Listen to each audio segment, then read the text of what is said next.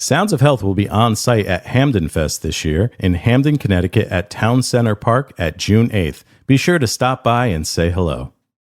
There's pluses and minuses to all of it. Yeah, you know? When my generation, if a man started going, boy, he wore a wig. Yeah, I had an uncle who did that. Yeah, he's just embarrassed. Right, yeah.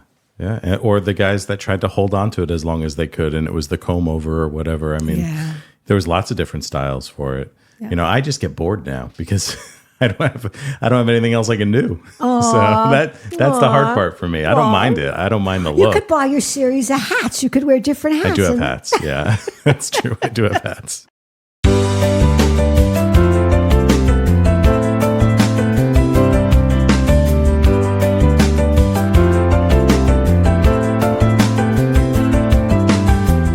Welcome back to our favorite part of the week. It's time to listen to Sounds of Health, where we share the stories, people, and resources that help others to improve their physical, emotional, and financial well-being. Whether you're a health warrior or a wellness rookie, you've come to the right place. I'm your host, Dave McNiven, and today I am thrilled to welcome the producer and host of Community Works, a local access TV show sponsored by North Haven Community Television, Bernadette Welsh. Bernadette, welcome to Sounds of Health. Oh, thank you for having me, David. I'm so thrilled to be here. That's great. I'm so happy to have you here. I actually have a short story to tell before we jump into all about you. Oh, by all means. I'm intrigued. What do you have to say? So I joined the Hamden Regional Chamber of Commerce the minute that I went into business for myself. And that led me to the alliance with the Mid-State Chamber of Commerce. And I went into business September of 2019, and just a few short months later, COVID hit. And it was a slap in the face for everybody, especially, I've spoken to a number of people who started a business around that time, like I did. And it was just scary. It was, it was a very scary time. Luckily, we all got through it. But one of the bright spots for me during that time was that the chamber kept doing the networking events that we did over Zoom. Yes. And we had the Alliance networking group that we were on, the CBN. And one of the bright spots for me was getting onto that meeting every other week and hearing your introduction. Wow. So you had such an energy. It was contagious to me. And being on Zoom, I don't love being on Zoom, especially when you're trying to network and do those things. But man, did you make it fun. So I just want to tell you, it was such a blessing to be a part of that group and to get to know you through it. Well, thank you very much, David. I think having an intriguing intro to your business, how you represent yourself in your business really does make a difference, because what do we want? We want people to remember us. Exactly. And that's the way to do it. Well, you are certainly memorable. Oh, thank you. And you always put a smile on my face, so I really appreciate that. Oh, you're too kind. Now, things have actually changed for you within the past few years that I've known you. But I actually would love to go further back, too, and just hear about how you got started and what brought you into the career that you had and now to being the producer and host of Community Works. Wow. Well, that is an important way for people to get to know my healthy lifestyle. So I'm a member of Spring Glen Church as part of the United Church of Christ, and I was on their benevolence committee. Benevolence means that some pledge money comes in, and some of it goes to keeping the lights on and paying the staff, and the other goes to nonprofits. Oh, wow. Okay. So I never knew that. Our congregation gives a percentage of pledge to nonprofits. I was on the committee that decided who got the money and how much they got. That's a lot of fun. It was a lot of fun. And it was also a big responsibility to choose among the myriad of nonprofits that are in even just New Haven County. Yeah. But our church had a process. You had to fill out a form. You had to give us your $9.90, and we got to know the charity. And then we said yay or nay. And some of the people were members of our church who were like the CEO of New Reach, Kellyanne Day. Yeah. So that was a no-brainer. Of course, we're going to give money to Kellyanne Day. But then I thought, wow, a lot of people don't know what's really going on with nonprofits. Maybe I could do something about that. And before that, I also had an opportunity, thanks to my friend Peaches Quinn and the late Donna Marino, to be a part of a TV show called Got Girlfriends. Got Girlfriends. Kind of silly. It was kind of like we had a hot topic, and then we interviewed an important woman in our community. Oh, that's great. It was great. But because I did that, David, I got to understand how to do a TV show because I took a course through the New Haven station. Yeah. And I learned about camera and lighting and the computer graphics and what it took to put a show together. And when I got bored with Got Girlfriends, I started my own show. That's fantastic. Now, during that time, when you were a member of the church and on the benevolent committee and then all of this, you had a career going too, right? Absolutely. I was a full-time insurance agent, property casualty insurance I worked for a number of companies, David. I worked for the Pawson Group, and Dominic Contessa at Contessa Insurance, and that was sold to the John M. Glover Agency. Sure. Yeah. And I did that for over 25 years. Oh, wow. And that prepared me for just what are people all about? Yeah, for sure. What do they care about? What are they afraid of? Because you buy insurance protecting things that matter to you. Yeah. That's why people buy insurance.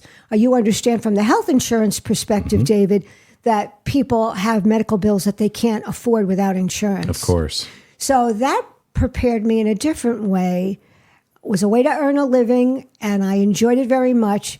But at 70, I said, you know what? I think it's time to let it go. Yeah. And that's so amazing. last year in April, I did. That's fantastic. And I want to talk all about what you're doing now and your life now in this semi-retirement. It sounds amazing. But just before we do that, going back a little bit, I always say that there's no child that grows up saying that I want to be an insurance agent when I grow up. No. I think I have that in the beginning of most presentations that I do. Because you and I do. Right? I mean, that's not what we wanted to do. No. So when you were coming up, and tell me a little bit about how you got into that role. Like, what brought you to that? Oh, wow. So I grew up on Long Island, born in Manhattan, grew up on Long Island, went to school, SUNY Buffalo in New York. And I thought I was going to be a lawyer because I love to argue with people. Yeah. And then, but I thought, well, what do you do to prepare that? So I got a degree in psychology.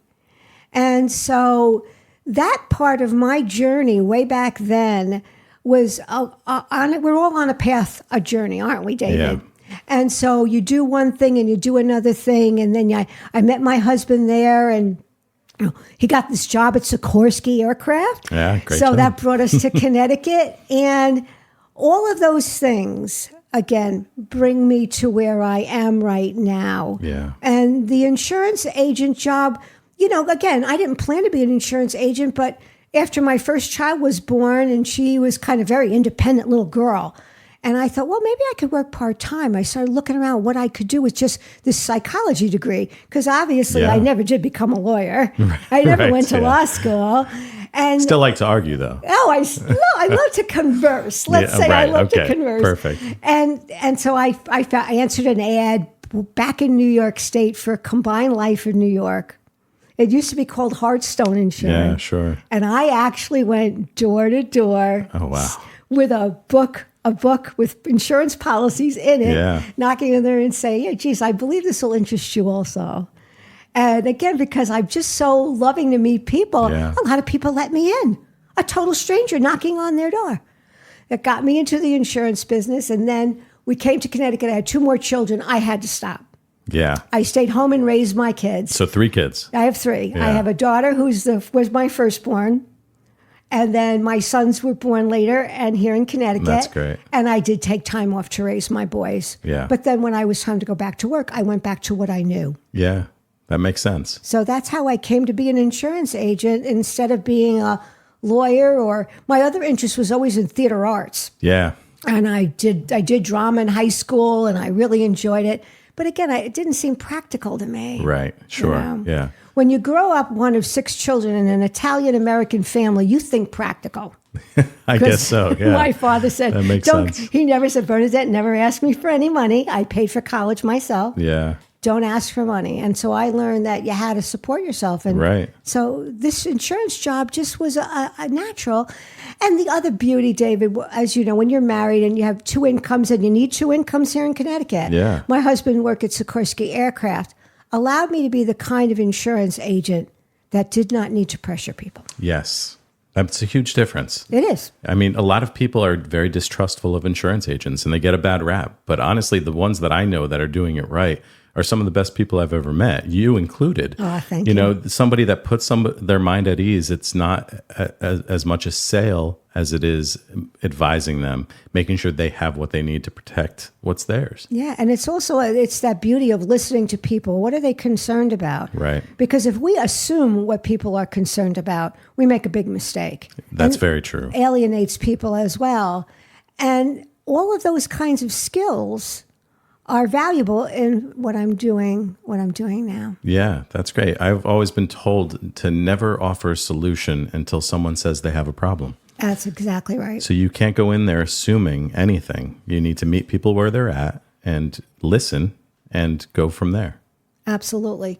So that's how I became an insurance agent, even though that's not something I said I wanted to be when I grew up. Of course. But I'm sure you were very successful at it. I did all right. Yeah. Thank you very much. That's I did great. all right. And then it's great to hear that you had a background in the theater arts, or at least an interest in that. We talk about that a lot here because Jason and I actually met at Southern Connecticut, where we were both in the theater program. Oh, wow. And I was an actor for about 10 years out of college. I tried to make a go of it. But then, kind of similar to you start having a family and you look at priorities and balance. And I certainly don't think that I gave anything up for my family, because that's what I always wanted to do, was have a family. The insurance business gave me the flexibility to be the kind of dad that I wanted to be, which I'm so grateful for. You know, but now having the podcast kind of feeds some of what I used to do with theater arts, and it seems like that's what you're doing with Community Works. Absolutely. And then the other blessing that I have is that my church also has a theater arts ministry. Oh, that's fantastic. So I've been in productions up until COVID. Yeah. In a production every year with my church buddies. Oh, that's so much fun. So it's fun. Again, it feeds the soul to say that you could do something that brings you joy. Yeah, for sure. And not just about the money. Yeah, of course. Yeah, you need that. You need those outlets. Absolutely. Yeah. So tell me, okay, so now you were on that committee, which is great because that kind of brought you into the world of nonprofit and learning more about these amazing organizations that are out there trying to make the world a better place. Absolutely. And for you to develop Community Works is just such a great idea. You had started that when you were still working, though, right? As oh, the absolutely. Insurance? I've been doing community work since 2016. Oh, wow. That's fantastic. And I started off with the charities that I knew the best. Sure. Because it made it easy. Yeah, right. And I developed a formula for how to structure my show that makes it so easy to adapt it to whatever organization I have on the show. Because not all nonprofits are not all the same. Of course, yeah, they're very different. Some of them are like New Reach with helping with homelessness, and others are organizations that touch my heart, where a parent loses a child in a tragedy and creates a nonprofit to honor their child and heal. Yeah, and that is just one of my more recent ambitions, is to get more of that on Community Works, because people need to know that if a tragedy happens, there's probably a support group of some kind out there. Absolutely, for sure. And there are so many people who, like you're saying, they have a tragedy in their life and they create an action around that. You know, that's part of their healing process. It is. And so many of these organizations have started that way. Absolutely. And I've been very intrigued and encouraged by the moms and dads, the sisters and brothers who have overcome their grief or working through their grief. Yeah. I don't think you ever really get over it. Of course, yeah. Working through their grief by putting their energies into a nonprofit, helping others who suffered the same kind of loss. I did a show called Hope After Loss for women who have lost children, like even right before they're born or right after they're born or while they're still little. Yeah. What a hard thing to overcome. Absolutely. But there's an organization out there that does that. Yeah. So those are the kind of groups, David, that I feel very passionate about having them on the show and giving them that airtime. Because I like to say I give a voice to nonprofits. Yeah. I think that's true. I think that's great. And where does the show air? So right here in the town of North Haven, we have a wonderful community station called NHTV, North Haven Community TV. The manager is Walter Mann. He's a wonderful human being. He runs the station, has done that for many, many years. And my director, Victor Hogg, who does the technical stuff as you have, because I have no idea how any of this stuff works. Right. No, just let me do my people. Yeah. And so my directors, well, I've had a series of directors, and NHTV also offers internships to young people who want to learn how to do this sort of thing. And I'm surprised that more young people don't take advantage of it. That's but fantastic. NHTV does that. And they do my show, they do other shows. So the only thing you have to be careful of on a community TV station is that you don't try to sell anything. It's verboten. We don't do that. Right. So somebody say, geez, Bernadette, can I be on your show? I do this, I do that. And I, no, I'm sorry, I can't do that for you. Gotcha. Because it's got to be a nonprofit. It's educational TV. Sure. And so that's what we're that makes part sense. of. Yeah. Yeah. And you said that you developed kind of a format that works for the various nonprofits that you have. Yes. Tell me a little bit about how you designed that. Oh, thank you, David. So the most important thing before the show starts, after you welcome your guests, is to ask the person who's visiting, what is the mission of your organization? Mm-hmm. That sets the stage. How about a little bit of the history? Oh, that's interesting. And what programs do you offer? Oh, that's the next logical question. Right. They love talking about that. Then I usually like to say, is there a special event, something special that because of your organization improved the lives of somebody in our community? And that always, that's a heartstring thing. Yeah, of course. And then we let them put pictures up, and we look at the pictures, and what am I looking at now? What am I looking at now? And that, because we're such a visual society. Yeah, of course. Yeah. With very short attention spans. That's very true. And so seeing the pictures gives my viewing audience a real idea of what the charity is doing. Yeah. And then we let them talk about their fundraising, their special events, their website, and then if we have time, I say, well, why are you involved in this nonprofit? And before you know it, the 30 minutes is up, the tape is done. Oh, yeah. It almost feels like there wouldn't be enough time. Yeah, and sometimes it's not. Yeah. And sometimes people talk so quickly, Victor goes, oh, Bernadette, you got another 5 minutes. Oh, wow. What do we do? So I have to improvise a little. I always have a few little things in my back pocket that I can use. That's great. And sometimes we end the show early because the person has nothing else to say. Yeah. And it would be silly to drag it out. Yeah. But most times Victor will say, Bernadette, wrap it up. Yeah. That doesn't surprise me. I always thought that on this show, too. I was worried about, will there be any dead air? We haven't experienced that yet, right, Jay? I mean, I think for the most part, people have been really enjoying talking. Oh, of course. If you're doing something you're passionate about, David, you could talk about it for a long time, as long as you're asking the questions that elicit the responses. That's very true. And then the other thing I'd like to say about my show that I really think is helpful for the community is that once the show is created, it becomes a Vimeo. Mm-hmm. That Vimeo becomes the charity's intellectual property as well as mine. Mm-hmm.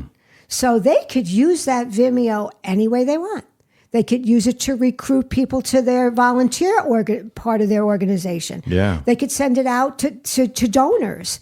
They could put it on their website, other websites, sharing it around, because I can create the show for them. Right. And it will air in North Haven, Brantford, and North Brantford. Mm-hmm. But that's kind of like too small of an audience. Mm-hmm. So I say, now it's up to you. Yeah. I've given you something that I hope you'll use. I think that's great. And the few episodes that I watched, I also really appreciated the fact that for the most part, they were evergreen.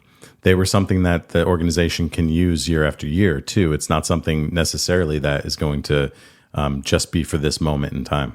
And I'm striving to do that more and more, David, because, again, you wouldn't want somebody to just use a show until the fundraiser. Right, Then the fundraiser's over and it becomes useless. Yeah. So, I'm trying to do that more and more. So you've been doing a great job with it. I've really been impressed with it, with the few episodes that I've watched. I'm going to go back and watch a few more, too. Oh, thank you very much. Now, how are you finding the nonprofits that are coming on?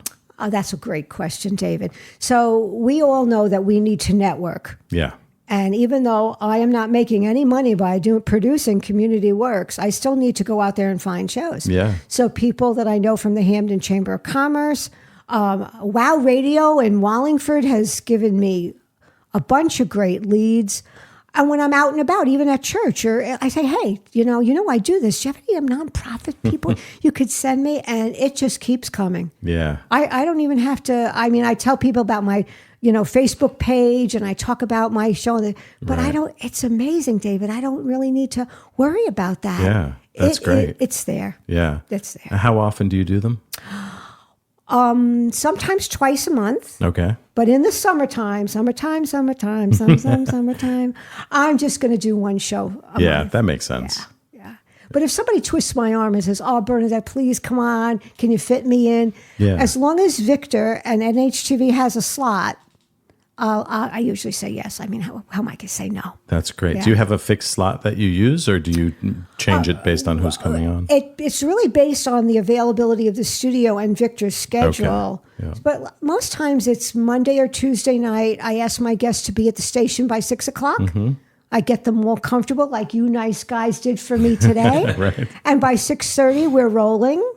And at the end of the show, I take a Facebook picture to put on post for me. And by 10 o'clock at night, Victor has that Vimeo all set. He sends it to me. Wow. I take a look at it. The people are gone by 7:30. Yeah. But by 10:30, I actually have my show. That's amazing. And in the morning, I send it to my guests. And they say, thank you, Bernadette. And one lady goes, I don't look at shows that I'm on. I said, what do you mean? You're Columbus House? You're the CEO of Columbus House? And I said, oh, no, I never look at things that I'm on. I say, well, honey, I'm going to look at it for you. Yeah. and if it's okay, we're going to air it. Yeah. But it's funny. People are so funny. Yeah. And they're so interesting. Yeah. So that's kind of how it works. That's great. That's excellent. And how far out are you booked? I am booked now till September. Oh, that's great. Yeah. Okay. Yeah.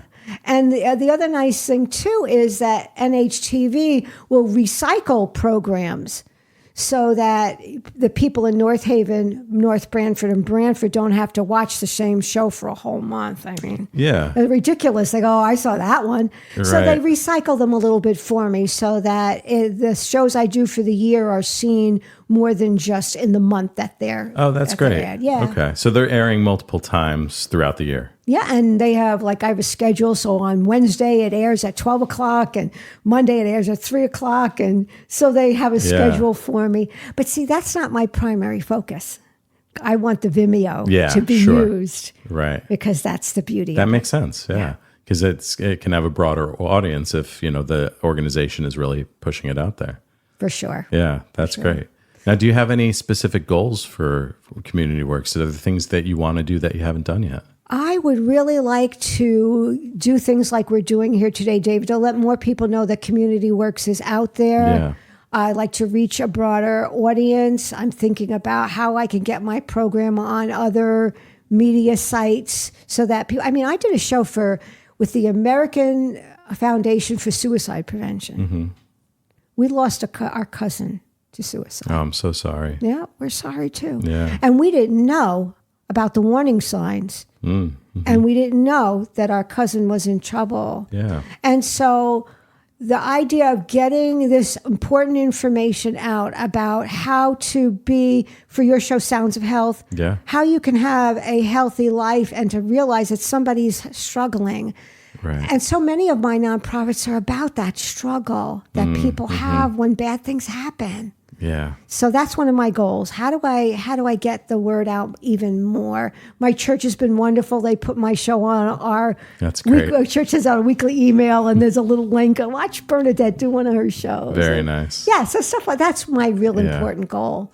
Yeah, we share in that because there are so many resources and things that are out there to help people that people aren't aware of.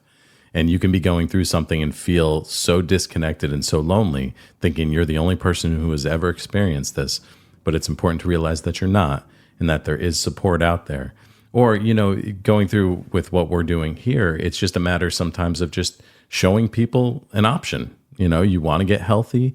Are there certain things that you want to learn about? Are there certain things that you want to do? That's really what we're trying to do here. And my involvement with Community Works is part of my health journey too. Yeah. Because I'm doing something that I enjoy and that I feel is helping others. I'm not an insurance agent anymore. Right. Do I want to sit home and watch TV? No. I want to continue in my senior years to do something that's meaningful.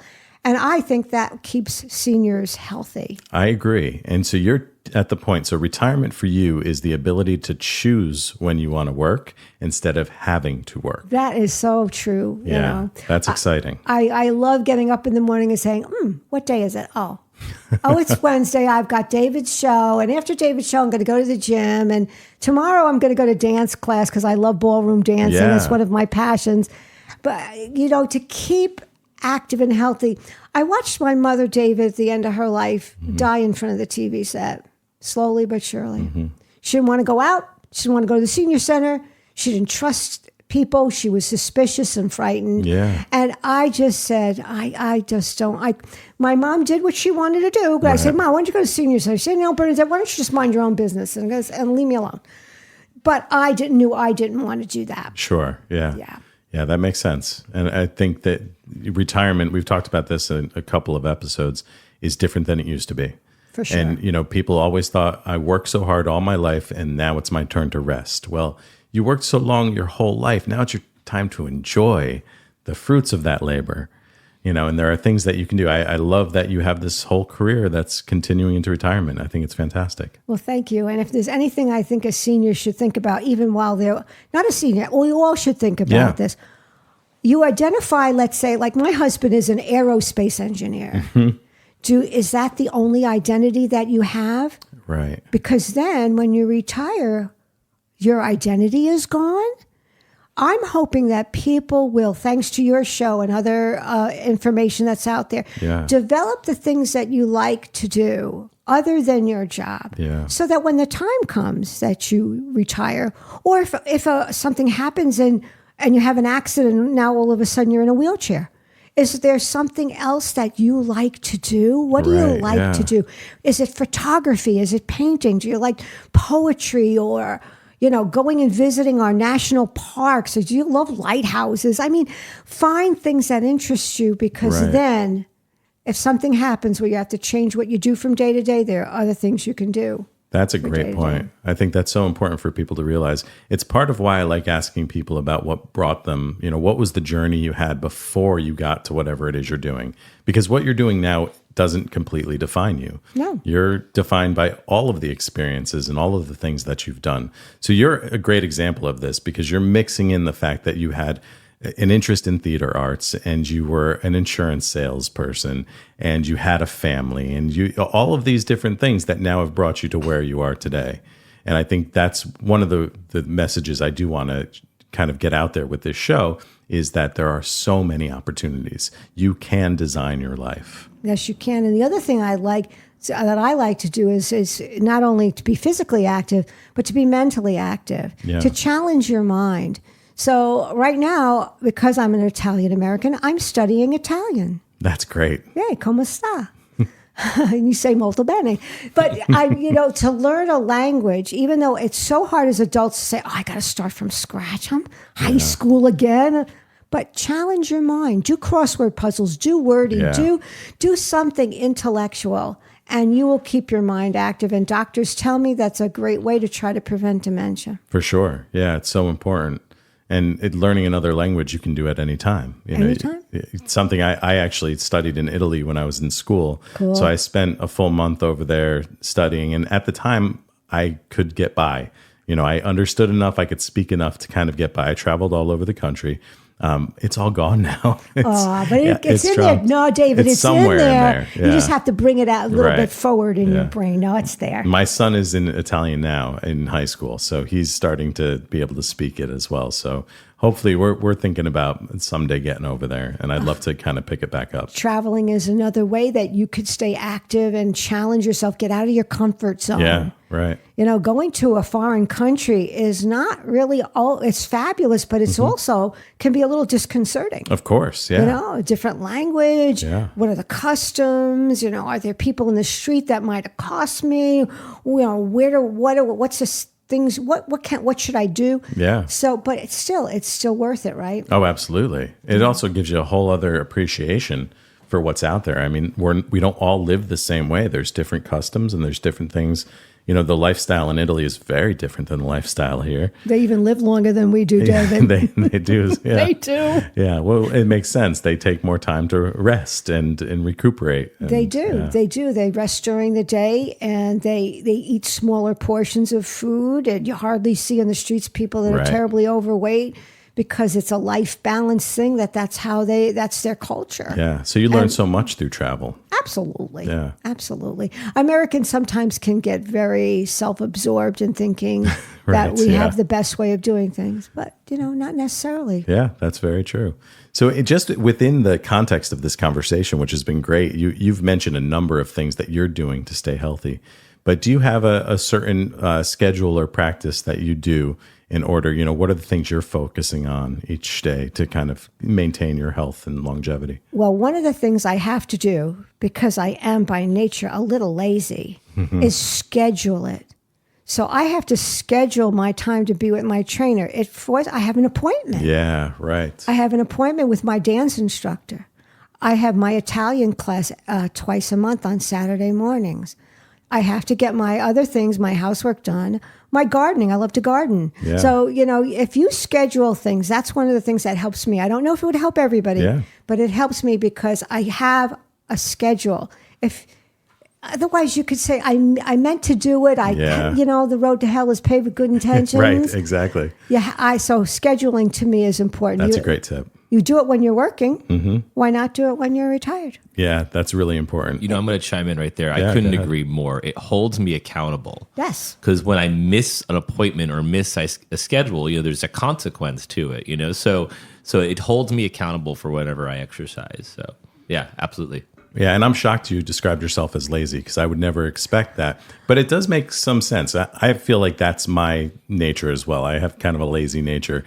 But I am always on time for the things I schedule. I'm kind of like OCD in that way. I don't like being late to things. So that's a great tip that I think I'll incorporate, is put it on the calendar, because then you have to do it. Absolutely. And it's just stops you from being complacent. Let me replace lazy with complacent. I could stay home today. Right. But no, I'm going to go see David McNiven, and I'm going to tape a podcast. It's like, it's on the schedule. Yeah. So that's my biggest tip is get yourself out there. And one way to get yourself out there is make an appointment. I think that's a great one. And I'm glad you did today, because it's been so great having you here thank you, and David. Talking to you about all of the wonderful things that you're continuing to do. Community Works is something I think everybody should check out. Learn about these nonprofits that Bernadette is identifying and helping to spread the word on. I think it's a great resource for people, and I hope people will check it out. Oh, thank you, David. You're helping to do that for us, and so we so appreciate the exposure. Thank you so much. It is my pleasure, and thank you for taking the time. I know you've got a busy schedule and things to do today. Yeah, gotta go to the gym. Yeah, I appreciate you being here. Okay, David. All right, thank you, Bernadette. Thank you so much. Sounds of Health is brought to you by Nutmeg Insurance Advisors and recorded at the offices of Nutmeg Advisory Group. The podcast is produced by Jason Carubia and Dave McNiven, with music by Rob Hames. You can find us on Facebook, Instagram, YouTube, X, and wherever you listen to your podcasts. Your support means a lot to us, and we appreciate it when you like, subscribe, and leave a review. If you know someone who you think should be a guest on the show, please email us at soundsofhealthpodcast@gmail.com.